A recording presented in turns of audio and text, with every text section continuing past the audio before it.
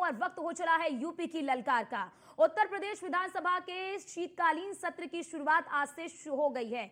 जैसा उम्मीद था, यानी कि जैसी उम्मीद थी कि सत्र का जो आगाज है वो हंगामेदार होगा और सत्र की जो शुरुआत है वो हंगामेदार ही रहा। विपक्ष ने कड़े तेवर दिखाते हुए संभल में हुई हिंसा पर योगी सरकार का जबरदस्त घेराव किया। साथ ही कुंदरकी विधानसभा का भी मुद्दा बढ़ चढ़कर उठाया गया। सदन में सपा विधायक नवाब महबूब ने कुंदरकी में बीजेपी की जीत को लूट की जीत बताते हुए कहा कि कुंदरकी में 65% मुसलमान हैं और 35% हिंदू, तो रामवीर सिंह कैसे जीत गए, ये सवाल पूछा। जिस पर पहले राजा भैया ने जवाब दिया, फिर सीएम योगी आदित्यनाथ ने भी लूट की जीत वाले बयान पर विपक्ष को घेरते हुए नजर आए। राजा भैया सवालिया लहजे में कहते हुए ये नजर आए कि जिन विधानसभा मुस्लिम मतदाताओं की, यानी कि जिन विधानसभाओं में मुस्लिम मतदाताओं की जो संख्या है वो हिंदू वोटरों से कम है, वहां कैसे वो लोग लूट कर विधानसभा या फिर जीत कर आ जाते हैं, विधायक बनकर आते हैं। क्या हिंदू बाहुल्य विधानसभाएं हैं वो मुसलमान को वोट नहीं देते हैं, ये सवाल राजा भैया ने पूछा। राजा भैया ने सपा विधायक के बयान का हवाला देते हुए कहा कि उनके बयान से तो यही लगता है कि इस धरती का सबसे बड़ा आश्चर्य यही हो गया कि 65% मुसलमान हैं तो हिंदू कैसे जीत गए। वहीं सीएम योगी आदित्यनाथ ने कुंदरकी उपचुनाव पर सपा की ओर से दिए गए बयान पर बोलते हुए कहा कि कुंदरकी में हुई जीत को विपक्ष ने वोट की लूट बताया है। ऐसे बयान से आप एक सदस्य का अपमान कर रहे हैं। आपके प्रत्याशी की तो जमानत तक वहां पर जब्त हो गई। तो इस सदन का एक क्राइटेरिया, एक मापदंड क्या ये तय मान लिया जाए कि जहां हिंदू अधिक है वहां हिंदू विधायक को ही जीतना चाहिए, मुस्लिम विधायक सिर्फ वहीं से जीतना चाहिए जहां मुस्लिम की आबादी 50% से अधिक है। अगर ऐसा नहीं हुआ तो ये मान लिया जाए कि वोटों की लूट हो रही है या विधायक लुटेरा बन के वोट को लूट करके जीत करके आया है, बेईमानी से आया है। तो श्रीमान, ये तो इन शब्दों को कार्रवाई से हटाया जाना चाहिए। ये सदन के विधायक का अपमान है। तो इस सदन का एक क्राइटेरिया, आपने कुंदरकी की जीत को वोट की लूट बताया। आप एक सदस्य का अपमान कर रहे हैं। आपके सदस्य की तो जमानत जब्त हो गई वहां पे। और क्या ये सच नहीं है?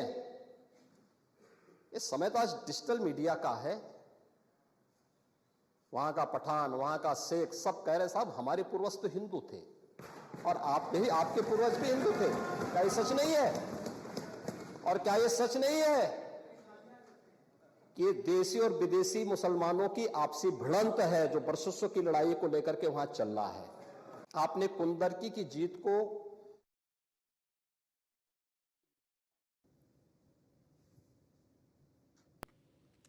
और आज इसी मुद्दे पर चर्चा करने के लिए हमारे साथ खास मेहमान जुड़ चुके हैं। आपका तारुफ करा देती हूं। शम्सी आजाद नेता बीजेपी के हमारे साथ जुड़ चुके हैं। अभिषेक वाजपेयी प्रवक्ता सपा के हमारे साथ जुड़ चुके हैं। डॉक्टर अभिषेक अहलावत राजनीतिक विश्लेषक के तौर पर हमारे साथ जुड़ चुके हैं। आप सभी का बहुत स्वागत है हमारी इस खास चर्चा में। लेकिन आज मैं चर्चा की शुरुआत अभिषेक वाजपेयी जी आपसे करूंगी, प्रवक्ता हैं सपा के।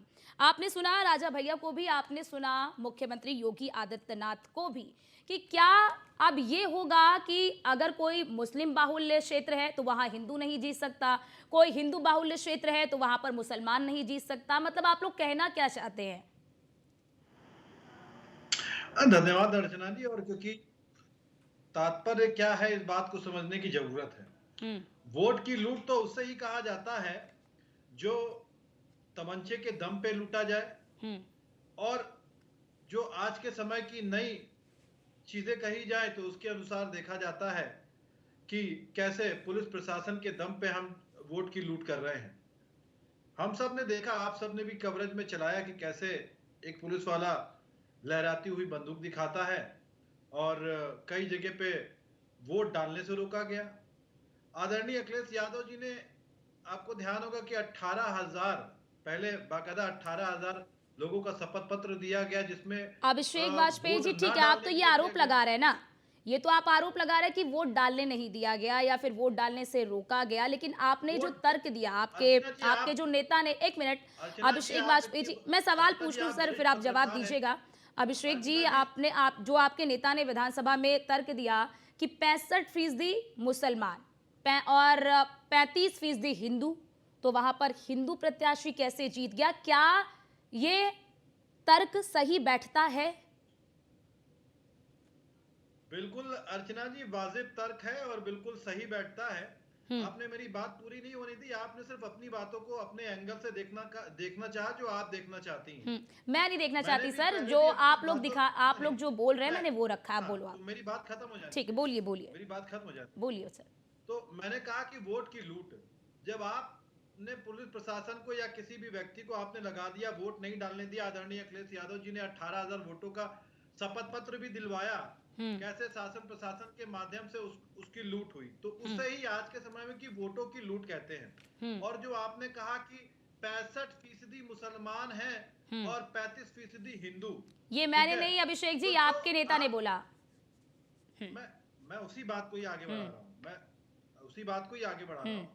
आप 65% को वोट डालने से रोक दीजिए, 65% को आप वोट डालने से रोक दीजिए। बचे हुए 35% में जो वोट डालेंगे उसमें कुछ ही लोग वोट डालेंगे, तो आपकी जीत तो तय है ही है।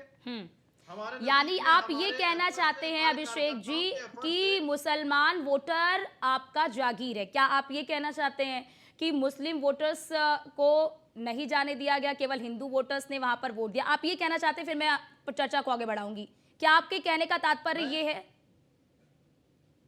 देखिए, हर वोट कोई किसी की जागीर नहीं होता। जागीर आपके नजरों में हो सकता है, हम तो समर्थन लेते हैं, हम तो जनता जनार्दन अभिषेक जी, आप ही तो कह रहे हैं कि 65% को रोक दिया गया, 35% ने केवल वोट दिया, तो 65% को रोक दिया गया, 35% ने वोट दिया। ठीक है, मैं चर्चा को आगे बढ़ाती हूँ। ठीक है, मैं चर्चा को आगे बढ़ाती हूँ। शमशी जी हमारे साथ जुड़े हुए हैं, नेता बीजेपी के। ठीक, बोलिए। जागीर है, हाँ, तो आप समझ लीजिए कि आपके एंगल से आप जागीर समझती हैं, हम तो सेवक समझते हैं अपने आप को। अरे अभिषेक जी, सेवक समझ रहे हैं, फिर भी कह रहे हैं कि 65% उधर चला गया, 35% इधर चला गया। ठीक है, शमशी जी, आरोप लग रहा है आप पर सीधे तौर पर कि 65% को आपने नहीं दिया वोट डालने, केवल 35% ही वोट पड़े हैं। यही वजह है कि वहां से हिंदू प्रत्याशी जीत गया, अभिषेक वाजपेयी जी के मुताबिक। जी नमस्कार आपको और आपके चैनल के सभी दर्शकों को, इस चर्चा में भाग ले रहे सभी भाइयों को।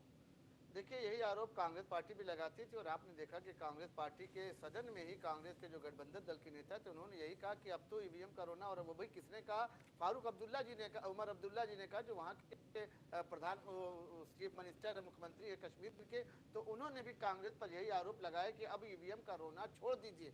जहां आप जीतते हैं वहां कहते हैं कि लोकतंत्र की जीत है, और जहां आप हारते हैं वहां फौरन लगा देते हैं ईवीएम आरोप। तो ये समाजवादी पार्टी की भी मानसिकता है, समाजवादी पार्टी का ये अहंकार है कि कहीं से भी जनता के मतदान को वो सम्मान नहीं दे पा रहे, जनता के वोट का वो सम्मान नहीं कर पा रहे, और यही वजह है कि जिसकी वजह से जनता इनसे लगातार नाराज होती रही।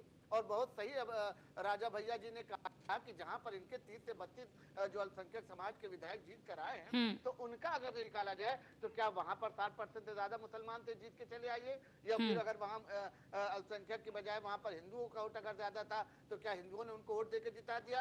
तो ये सारी चीजें जो है इनको स्वीकार करना पड़ेगा कि आज अगर धरती पर इनकी उत्तर प्रदेश में इनकी पकड़ कमजोर होती जा रही है तो सिर्फ इसी वजह से कि ये तुष्टीकरण की राजनीति, ये दोगलेपन की राजनीति, ये जनता को भ्रमित करने की राजनीति, ये दोहरा चरित्र इस्तेमाल करने की राजनीति, ये समाजवादी पार्टी का अहंकार जिस तरीके से संभल में इन्होंने दिखलाया। नहीं, वो सीधा ये कह रहे हैं कि सीधा वो ये कह रहे हैं कि हिंदू मतदाताओं ने तो वोट दिया, लेकिन मुसलमान मतदाताओं ने वोट नहीं दिया।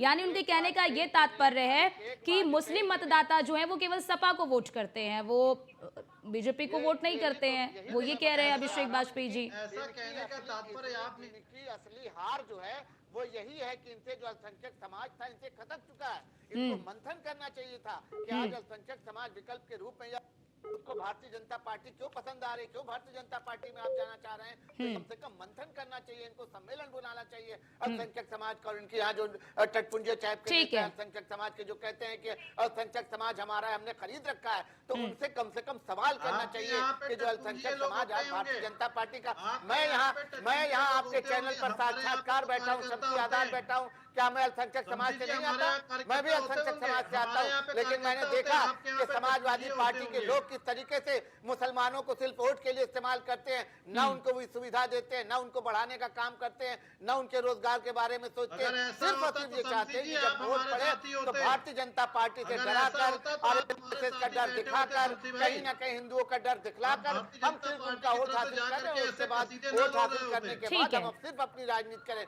कभी इन्होंने अल्पसंख्यक समाज का उत्थान करने की बात नहीं। ठीक आज है। अगर इन्होंने 10% 5% भी आरक्षण दिया होता तो आज कम से कम मुसलमान मजबूत स्थिति में होता। जिस तरीके से आज यानी भारतीय आप जनता भी पार्टी उसको शमशी जी 6 आप भी सालों में मुसलमानों के लिए उत्तर अलग प्रदेश आरक्षण की बात कर रहे हैं, यानी मुसलमानों को अलग से आरक्षण देना चाहिए, आप भी यही कह रहे हैं क्या? मैं सपा की बात कर रहा हूँ, मैं अच्छा। सपा की बात कर रहा हूँ कि अगर सपा ने उनको दिया होता तो आज उनकी जगह पे मुसलमान होते, इनके साथ होते ना। इन्होंने तो सिर्फ हमेशा तुष्टिकरण की राजनीति करी, इन्होंने उनका वोट लिया और उनसे दंगे करवाए, उनका वोट लिया, उनको जाहिल बनाया, उनका वोट लिया, उनको बेरोजगार किया, उनका वोट लिया, मतलब उनके आप घरों को देखिए- जलाया, उनका आप वोट लिया, देखिए उनको कि जेलों में शमसी भेजा। भाई तो ये सारी चीजें समाजवादी पार्टी का आज ठीक है, अभिषेक जी जवाब दे दीजिए। ठीक है शमशी जी, अभिषेक जी जवाब दीजिए, फिर मैं अभिषेक के अलावा जी के पास आती हूँ। ठीक है, करके शमसी भाई मुसलमान भाइयों को जाहिल बता रहे हैं। आप ये देखिए नहीं, आपने बनाया उनको। आज तो कम से कम अल्पसंख्यक समाज अपना सम्मान पा रहा है। आज मोदी जी के नेतृत्व में आज देश की मुख्य धारा से जुट रहा है। आज समझदार हो गया, तभी तो वो भारतीय जनता पार्टी को वोट दे रहा है। कुंदरकी में नोटों से तौल दिया रामवीर सिंह को, और उसके बाद भी आप कह रहे हैं कि आप वोट नहीं देने दिया। जब ठीक जलसा है। हो रहा था, जब वहां पर सभाएं हो रही थी, तो हजारों की संख्या में अल्पसंख्यक समाज के लोग भाजपा के प्रत्याशी को नोटे से तौल रहे थे, ठीक है। मालाओं से लाद रहे थे। तो उसके बाद भी आपके समझ में नहीं आ रहा ठीक है, ठीक है, ठीक है डॉक्टर अभिषेक अहलावत जी, ठीक है, ठीक है शमशी जी, ठीक है, ठीक है, आपने बात पूरी कर ली। ठीक है डॉक्टर अभिषेक अहलावत जी, आज जिस तरह से सदन में हमने देखा कि सपा के नेता ने ये कहा कि कुंदरकी में 65% मुसलमान हैं और 35% हिंदू हैं, तो फिर हिंदू प्रत्याशी कैसे जीत गया? क्या आप इस जो बयान जो दिया गया है, जो सदन में जिस तरीके से सपा के नेता की ओर से ये बात उठाई गई है, क्या आप इससे सहमत हैं? क्या आपको भी लगता है कि जो मुस्लिम वोटर है वो क्या केवल सपा को ही वोट देता है? मेरा मानना ये है अर्चना जी के सपा के लिए इस समय ये सोचने का विषय ये हो गया है कि क्या मुस्लिम हमेशा इन्हीं का वोटर रहेगा। इनका हमेशा से अंदाजा ये रहा था कि मुस्लिमों में इन्होंने शुरू से ही जो इन्होंने सपोर्ट किन लोगों को, जो जो गुंडा तत्व थे, केवल उस तरह के लोगों को इन्होंने मुस्लिमों में सपोर्ट किया। जो एजुकेटेड मुस्लिम्स थे, जो वेल रेड मुस्लिम्स थे, जैसे ऐसे लोगों को इन्होंने आगे बढ़ने में कोई मदद नहीं की। तो समाज को बेसिकली इन्होंने आगे बढ़ने नहीं दिया। जब गुंडे को ये नेता बना रहे हैं तो यानी आप भी अभिषेक जी, आपको भी लगता है क्या केवल वोट बैंक के लिए इस्तेमाल किया? और हमेशा इसीलिए जब भी कहीं पर देखते हैं कि कोई घटना आती है और खास तौर से उसमें अगर मुस्लिम समुदाय जुड़ा हो जाता होता है तो वहां पर सपा बहुत एक्टिव हो जाती है। क्या आपको भी लगता है क्या ऐसा? बिल्कुल अर्चना जी, और आज अर्चना जो जी है, देखिए, ये आज खबरें समाजवादी नहीं पार्टी दे ने पा रहे नेता हैं। ने अब सदन में बयान दिया है, उससे एक नई लकीर खींच दी है। ठीक है, एक नई लकीर खींच दी है। ठीक है नई बहस शमशी जी, उन्होंने पहले जन्म अभिषेक दिया जी को है। पूरा क्या कर लेने दीजिए। मुसलमान ठीक जो है वो हिंदुओं को शमशी जी पहले अभिषेक जी को पूरा कर लेने दीजिए, फिर मैं आपके पास आती हूँ। बोल। देखिए, लॉ एंड ऑर्डर इस समय इतना अच्छा है कि वो सभी के लिए बराबर है, चाहे वो हिंदू हो चाहे मुसलमान हो। तो जो समझदार मुसलमान है, चाहे वो बड़े साइलेंटली, वो खुलकर नहीं कहेंगे कि हम बीजेपी को वोट देंगे, वो साइलेंटली चेंज हो रहे हैं। और दूसरी बात, थोड़ी सी बदमाशी किया करते थे ये, जो कहते थे बुर्का पहनने के आएंगी हमारी तो महिलाएं जो हैं उनकी जांच नहीं होनी चाहिए। सरकार ने इस बार सख्ताई से इस नियम का पालन करवाया, तो इससे ये पता चलता है कि पहले ये गलत फर्जी वोटिंग भी कराया करते थे, जो इस बार नहीं हो पाई। ठीक है, इस वजह से मुस्लिम इलाकों में भी बीजेपी को वोट मिली है। इस बात को इन्हें समझना चाहिए और अपनी नीतियों में चेंजेस लाने चाहिए। ठीक है अभिषेक जी, आप लोग क्या समझ नहीं रहे हैं? क्या आप लोगों को समझना चाहिए, जैसा कि अभिषेक अहलावत जी ये कह रहे हैं कि आप लोग समझ नहीं रहे हैं क्योंकि इस बार फर्जी वोटिंग नहीं हुई है, इसीलिए कुंदरकी में बीजेपी की जीत हुई है। वो साफ तौर पर ये कह रहे हैं। और मुख्यमंत्री योगी आदित्यनाथ ने ये भी कहा कि आपके जो प्रत्याशी उन्होंने तो जमानत भी नहीं बचा पाए और अगली बार तो करहल और सीसामऊ भी बड़े मार्जिन से बीजेपी जीत जाएगी। आप तो अभी बस कुंदरकी की बात कर रहे हैं। देखिए अर्चना जी, क्योंकि अभी अभिषेक भाई का मैं बड़ा सम्मान करता हूं, उन्होंने कानून व्यवस्था के बारे में बड़ी कसीदे पढ़ी, तो मुझे लगता है कि आज की हेडलाइन थी, आज की थी, रोज आप पेपरों में देखोगे, बल्कि मेरे पास पेपर है, मैं उन पे अभी दिखा भी, तो आज की हेडलाइन थी कि बरेली में एक लेखपाल 15 दिन से लापता था, उसका धड़ काट करके नाले में मिला। तो ये कानून व्यवस्था है, जाहिर सी बात है अभिषेक भाई सहमत हो सकते हैं, और उनके लिए अगर इसे कानून व्यवस्था बहुत अच्छी कहते तो उनके लिए स्वागत है भाई, इसका साधुवाद है उनको। और जैसा कि अभी शमसी भाई ने बात कही, तो कितना बड़ा मुसलमान भाइयों के लिए बयान दिया उन्होंने। उनको समझ लीजिए, एक मुसलमान होकर के मुसलमान भाइयों को जाहिल शब्द से जब इनको उपयोग करना पड़ रहा है, तो कितने बड़ा शान का काम कर रहे हैं। उनको बनाया, आज तो पढ़ा लिखा है, आज तो समझदार हो गया है ना। मैं यही कह रहा हूँ कि आज तो वो समझदार हो गया है। अभिषेक जी, आज बीजेपी कहती है कि हर व्यक्ति, आज बीजेपी यही कहती है कि आज बीजेपी की तो कई बड़े नेता ये कहते हैं कि जितनी भी बड़ी योजनाएं चलाई जाती है उसमें तो एक बड़ा लाभ जो है वो अल्पसंख्यकों को मिलता है, यानी कि जो मुस्लिम समुदाय है उसका लाभ आज मिलता है, मुसलमानों को मिलता है। तो आप ऐसे कैसे कह सकते हैं कि मुस्लिम वोट केवल और केवल सपा की जागीर है?